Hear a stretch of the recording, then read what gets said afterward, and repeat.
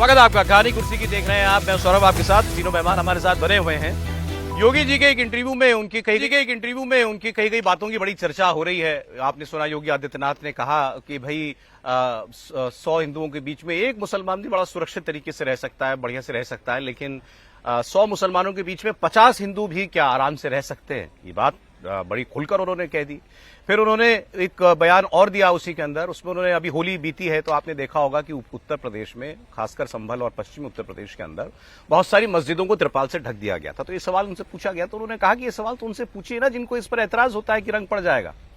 अगर रंग पड़ भी गया, छींटा रंग का पड़ भी गया, वैसे तो हमारे निर्देश दिए हैं कि कोई व्यक्ति अगर उसको रंग से परहेज है तो कोई जबरदस्ती उसको रंग नहीं लगाएगा, हम कार्रवाई करेंगे। लेकिन अगर पड़ गया, मान लीजिए गलती से भी, तो इस पर इतनी हाय तौबा क्यों है? क्या मुसलमान रंग बिरंगे कपड़े नहीं पहनते? हिंदुओं से ज्यादा रंग बिरंगे कपड़े पहनते हैं। तो फिर ये दोहरापन क्यों है? क्यों रंग से इतना ऐतराज? तो ये कट्टरता पर योगी आदित्यनाथ खुलकर बोले। अब ये मामला चल ही रहा था। संभल के सीईओ अनुज चौधरी, इन्होंने पहले एक बार बयान दिया था। अब ईद की बात आई थी कि भाई, और ईद और होली की, रमजान और होली की, कि भाई 52 जुम्मे आते हैं और जुम्मे के दिन होली पड़ रही, तो एक ही दिन साल में ही होली मनाई जाएगी। तो जिसको रंग से परहेज है वो घर के बाहर ना निकले। योगी जी ने इस बयान को पूरी तरह इंडोर्स किया था। कहा था भाई ये वो ओलंपियन है, पहलवान है, वो अपने तरीके से बात करता है, ठोक कर अपनी बात कहता है। अब वो अनुज चौधरी, उन्होंने एक बार फिर एक स्टेटमेंट दिया। अब वो एक और पीस कमेटी की मीटिंग ले रहे थे। आमतौर पर जब त्योहार आते हैं तो दोनों हिंदू मुसलमान पक्षों के लोगों को बुला करके, वरिष्ठों को बुला करके पुलिस बात करती है। तो वहां उन्होंने कहा कि देखिए साहब, अब ईद आने वाली है और नवरात्र शुरू होंगे, तो इस बार फिर कोई हंगामा ना हो। तो इसके लिए जरूरी है कि आप लोग मन से इस बात को स्वीकार कीजिए कि अगर आप चाहते हैं कि आपकी ईद की सिवई हिंदू खाएं तो आपको भी उनकी होली की गुजियां खानी पड़ेंगी। लेकिन दिक्कत यहां होती है कि एक पक्ष जो है वो अपनी चलाना चाहता है। वो सीधे मुस्लिम पक्ष से बात कर रहे थे। खैर, उस वक्त ताली भी खूब बजी, मुसलमानों ने खूब ताली भी बजाई वहां पर। फिर उन्होंने ये भी कहा कि मेरे पुराने बयान पर आप लोगों ने एतराज किया था, अगर मेरा बयान इतना खराब लगा था तो कोई कोर्ट चला जाता, हाईकोर्ट सुप्रीम कोर्ट से मेरे खिलाफ ऑर्डर ले आता, मेरे खिलाफ कार्रवाई करवा देता। मतलब वो ये कहने कि मैंने पहले भी जो कहा था वो ठीक कहा था, और अब मैं फिर आपसे कह रहा हूं कि जिद छोड़नी पड़ेगी एक पक्ष को। दोनों त्योहारों का परस्पर सम्मान करना पड़ेगा, तभी शांति से सभी लोग अपना त्योहार मना पाएंगे। तो योगी जी की बात भी सुनिए और अनुज चौधरी की बात भी सुनिए। ये कौन सी बात है? क्या रंग बिरंगे कपड़े पहनते नहीं? हिंदू से ज्यादा रंग बिरंगे तो मुसलमान ही पहनता कपड़ा। तो फिर रंग से परहेज क्यों? यानी तो दोहरा आचरण है। तो क्या रंग बिरंगी कपड़े पहने, लेकिन अगर रंग पड़ जाए तो हाय तौबा मचाते हैं? ये नहीं हो सकता है। ये दोहरा आचरण क्यों मचाते हो जी? अरे गले मिलो। बहुत सारे मुसलमानों ने रंग में होली खेली है। शाहजहांपुर में तो नवाब साहब की पूरी झांकी निकलती, शोभा यात्रा ही निकलती वहां पे। तो यही उद्देश्य रहता है हमेशा, भाई हम अपने जहां हम रहे, हम वहां कोई इस तरह की शांति व्यवस्था भंग ना हो। यदि मेरा वक्तव्य इतना गलत था तो वो उसे हाई कोर्ट में, सुप्रीम कोर्ट में क्यों चैलेंज नहीं किया? मुझे सजा करवाते। यदि मेरा वक्तव्य इतना गलत था तो आप सब विश्वास के साथ रहें। भाई ऐसा कोई किसी के साथ कुछ वो नहीं होगा, पर हर आदमी को अपना अपना अधिकार है। पर आप यदि ईद की सिवैयां खिलाना चाहते हो तो आपको गुजिया भी खानी पड़ेगी, या गुजिया खाओ हम ये तो दोनों पक्ष खाओ। पर यहाँ गड़बड़ हो जाती है, जहां एक पक्ष खाने को तैयार, दूसरा खा नहीं रहा, तो यहाँ भाईचारा खत्म हो जाए।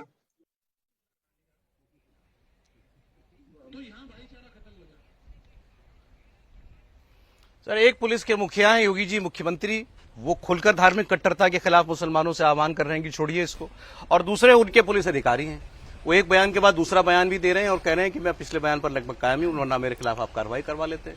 अब दोनों, ये भी जो है, इनकी अपील भी मुस्लिम पक्ष से ही है कि गुजिया खाओगे तभी से वही खिला पाओगे। कुछ आपत्तिजनक है इसमें? देखिए, मुझे नहीं लगता है कि इसमें आपत्तिजनक है। वो अपनी ड्यूटी निभा रहे हैं। और पहले भी आप देखिएगा, संभल के जो वो सीईओ है, इसके पहले भी जब अभी होली थी, होली के दिन वो जब जो जुलूस निकल रहा था, उस समय पूरे समय वो मस्जिद के सामने खड़े रहे, वहां से जुलूस को निकाला, किसी तरह की घटना नहीं घटने दी। पूरी व्यवस्था, कानून की व्यवस्था तो उनको ही देखना है ना। होली के समय उन्होंने कानून की व्यवस्था देखी, और अब जब ईद आने वाली तब उन्हें कानून की व्यवस्था देखना है। तो दोनों समुदाय से बात कर रहे हैं, तो खासतौर से वो समुदाय से बात कर रहे थे। जिस एतराज यही है कि वो दोनों से बात नहीं कर रहे, वो मुसलमानों से ही बात कर रहे हैं। नहीं, आज मुसलमानों के लिए उनको पता है ना कि संभल में बवाल कब हुआ था, जब सर्वे करने जब टीम गई थी संभल में, कोर्ट की परमिशन से सर्वे करने कहा गया था, और जब सर्वे की टीम संभल मस्जिद में सर्वे के लिए गई तो बवाल किस तरीके से किया था, तो किसने बवाल किया था, तो उन्हें पता है ना कि बवाल कौन कर सकता है, तो उन्हें समझाने गए थे और उन्होंने बहुत स्पष्ट बोला कि भैया आप गुजिया भी खाओ और खीर भी खिलाओ, मिलजुल के रहो। अगर मेरी, जब उन्होंने इस बात का भी जिक्र किया, अगर मेरे बयान से आपको अगर आपत्ति है तो कोई कोर्ट जा सकता था। देखिए, योगी आदित्यनाथ ने जिस तरीके से उनके पहले बयान को इंडोर्स किया और उनका समर्थन किया है, तो ये बता रहा है कि भाई योगी जी का साथ अनुज जी के साथ है। तो अब उन्होंने जो दूसरी बार कहा होगा तो उन्हें पता है कि सरकार के मुखिया ने जब जिस तरीके से खुलकर कहा है कि वो पहलवान है, उन्होंने अपनी बात जो रखी है, तो मुझे लग रहा है इस बात का भी असर होता है बयान देते समय, लेकिन उनकी पहली प्राथमिकता कानून की व्यवस्था बनाए रखने की है। अरे मोटी बड़ी बात तो यह कि इसका मैसेज पकड़ा जाए। क्या मैसेज है योगी जी ने जो बात कही और जो पुलिस कह रही है? देखिए, मुझे लगता है कि अगर हम ध्यान से देखें तो इसमें मैसेज में तो कहीं कोई गड़बड़ नहीं। आप उसी के यहाँ सेवैयां खाने जाते हैं जो गुजिया आपके यहाँ खाने आता है, और इसमें कोई बहुत ऐसी जगह आप नहीं जाते हैं, आमतौर पर उनसे संबंध आप नहीं रखते हैं। और ये अगर हम कहें तो गुजिया भी आप उसी को खिलाते हैं जो आपके यहाँ गुजिया खाता है। मतलब इसको यूं भी देखिए, ये एक लाइन और वो जोड़ देते तो जो आप कह रहे हैं कि वो सिर्फ मुसलमानों से बात कर रहे हो, थोड़ी अच्छी लगने लगती। अच्छी लगने के लिहाज से वर्दी में पुलिस अधिकारी है, उसको कैसे बोलना चाहिए, क्या बोलना चाहिए, इस पे मैं पहले भी कह चुका हूं, उस पर बात हो सकती है। लेकिन बात में कहीं कोई गड़बड़ नहीं है। इसमें कहां गड़बड़ है कि भाई सिवैया आप हमें खिलाना चाहते हो, आप हमारी गुजिया भी खाओ, ऐसे कैसे हो? अब इसमें क्या गलत है? सिवैया और गुजिया तो प्रतीक बन गए। वो कह रहे हैं कि भाई आपको शांति से ईद मनानी है तो दूसरे का त्योहार भी है, उसका भी सम्मान। और ये है ना भाई, रामनवमी पे जब कुछ भी होता है तो हम ये बात करते हैं। और ये तो सबसे, जिसको हम कहें कि थंब रूल होना चाहिए कि एक दूसरे की भावना का सम्मान कीजिए, तभी आप जिस भारतवर्ष की कल्पना करते हैं, तभी आप जिस हिंदू मुस्लिम सौहार्द की बात करते हैं, तभी आप जो कहते हैं कि एक तरफ होली होती रहेगी, एक तरफ रमजान चलता रहेगा, तभी संभव हो पाएगा। दो विवाद और शुरू हो गए इस बीच में। अब भाई ईद और नवरात्र एक साथ टकरा रहे हैं। शायद आप उसको करें, एक चीज पे मुझे जरूर ऐतराज है। ये एक जो आया है कि संभल में छतों पर भी नमाज, वही बता रहा हूं। मुझे लगता है कि ये बिल्कुल गलत। संभल में और मेरठ के अंदर ये जो है पुलिस की तरफ से निर्देश दिया गया है कि सड़कों पर नमाज नहीं पढ़ी जाएगी, सड़क पर और छत पर। सड़क पर ठीक है, ईद और अलविदा की नमाज पढ़ी जाती है रमजान के बाद, वो नमाज सड़क पर ना पढ़ी जाए और छत पर भी ना पढ़ी जाए। आप छोटे छोटे ग्रुप्स में मस्जिदों में जाकर के अपने घरों के अंदर नमाज पढ़ें, ये बात पुलिस की तरफ से की गई है। और आगे उसको बढ़ा करके ये भी कह दिया गया कि अगर ये आप लोग करते पाए गए मुसलमान सड़क पर और छत पर नमाज पढ़ते हुए, तो आप पर पुलिस की कार्रवाई होगी, मुकदमा लिखा जाएगा, तो आपका पासपोर्ट भी जब्त हो जाएगा, आपका लाइसेंस भी जब्त हो जाएगा, तो ना गाड़ी चला पाओगे, ना विदेश जा पाओगे, ना हज कर पाओगे। तो इससे बचने के लिए आप इस निर्देश का पालन करें। और साथ साथ दूसरा विवाद दिल्ली में खड़ा किया जा रहा है कि अब नवरात्र शुरू हो रहे हैं तो मीट की दुकानें बंद कर दी जाएं, नवरात्रों में खुले में जो है मीट ना बिके, ये मांग की जा रही है दिल्ली के अंदर। ऐसी मांग में देख रहा था मध्य प्रदेश में भी किसी बीजेपी के नेता ने उठा दी है। तो इस पर दो प्रतिक्रियाएं हमारे पास हैं, दो रिएक्शंस हैं, वो मैं आपको सुना रहा हूं। संभल में तो जो ये नमाज का ऑर्डर आया, इस पर ज़ियाउर रहमान बर्ग जो सांसद हैं खुद ही बड़ी मुश्किल में है। अब उनके घर की भी पैमाइश वगैरह कर ली गई है, उसका अवैध का हिस्सा जो है वो तोड़ने की बात हो रही है। और दूसरे इमरान मसूद हैं, ये भी पश्चिम उत्तर प्रदेश से आते हैं, दोनों की बात सुनते हैं। सड़कों पे जो नमाज पढ़ने के लिए पाबंदी लगाई गई थी, पहले तो हमें उस पर ही एतराज़ था, क्योंकि जब सभी संप्रदाय के जुलूस या निकलते हैं सड़कों पर घंटों घंटों के लिए, तो उसमें रुकावट नहीं होती। तो चंद 10 मिनट की नमाज पढ़ने से क्या किसी को कोई परेशानी है? और फिर अफसोस इस बात का है कि अब छतों के ऊपर, छत किसकी प्रॉपर्टी है? छत हमारा किसी का घर है, छत है, तो उसे रोकने का क्या मतलब बनता है? ये तो हमारे अधिकारों का उल्लंघन है। हम अपनी छत पे अगर कोई नमाज अदा कर रहा है तो उसे रोकने का कोई मतलब, कोई औचित्य नहीं बनता। मीट खाता नहीं, मैं तो मीट खाता नहीं, मैं तो शुद्ध शाकाहारी व्यक्ति हूँ। लेकिन मुझे इतना पता है कि नवरात्रों में मंडी का सबसे ज़्यादा बुरा हाल अगर होता है तो नवरात्रों में होता है, बंद हो जाती है बिल्कुल। तो नेगी जी क्या कह रहे हैं मुझे नहीं पता। कि एक धर्म के लोगों का दूसरे धर्म के लोगों को आदर और सम्मान करना चाहिए, ये बहुत बुनियादी बात है। अगर नवरात्रे बकरीद पर भी हों तब भी हमें इस बात का परहेज करना पड़ेगा कि इस बात को देखना पड़ेगा कि दूसरे के धर्म की भावनाएं आहत ना हो। आप कोई भी काम अगर है तो आप ऐसे मत करिए कि किसी की भावनाएं आहत हो। और यही बात दूसरी तरफ कह रहा हूं कि आप भी ऐसा काम करिए कि हमारी भावनाएं आहत ना हो।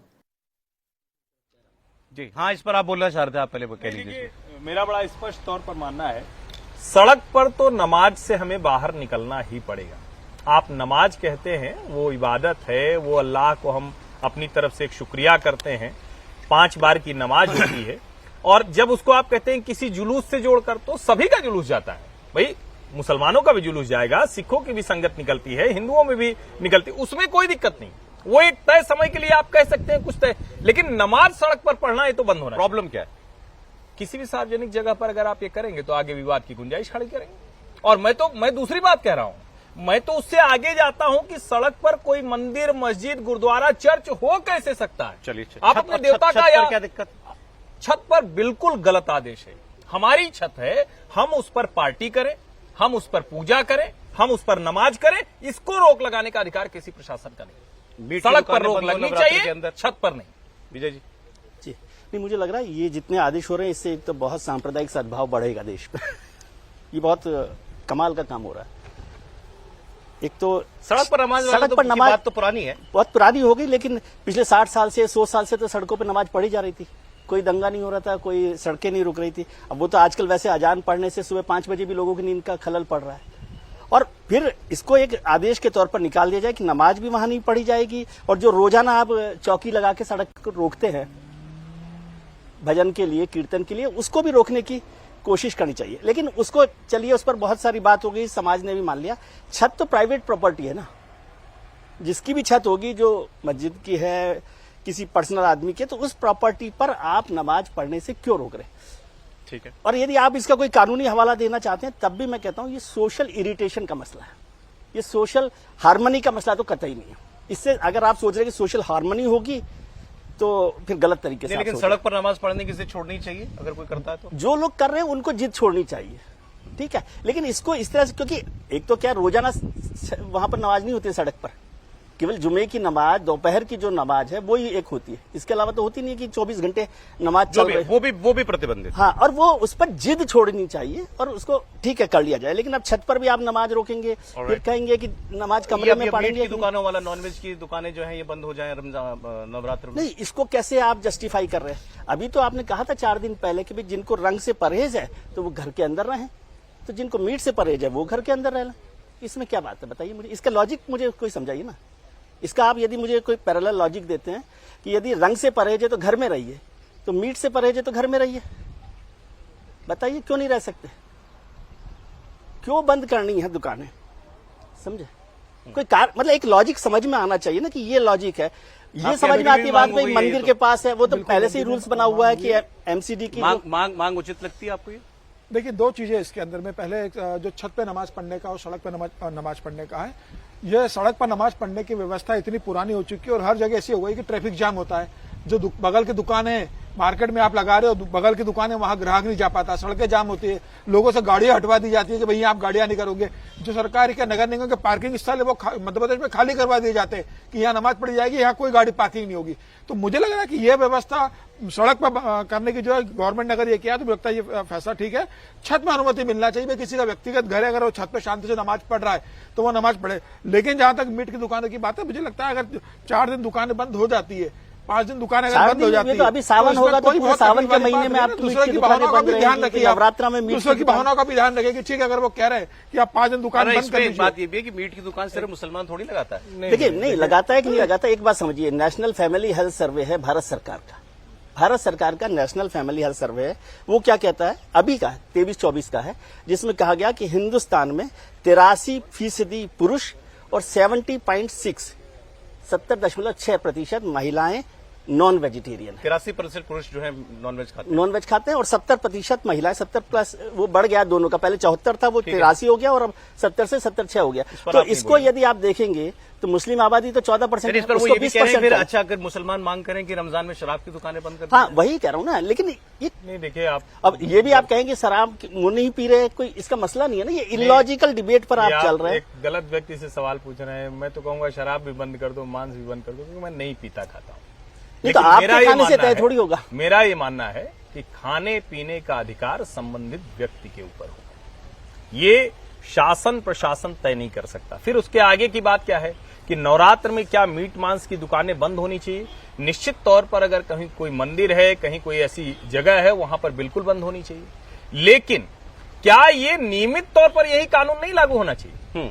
ये तो नियमित तौर पर लागू होना चाहिए ना कि मीट मांस खुले में न बिके, Alright. कहीं ऐसी वो जगह तो न है ही बिके। है कानून। और ऐसी जो मांग होती है वो सिर्फ और सिर्फ एक दूसरे को भड़काने और लड़ाने के इससे अलावा कुछ सांप्रदायिक नहीं। break सद्भाव ले हो रहा लेते हो हैं, ऐसा तो नहीं लग रहा।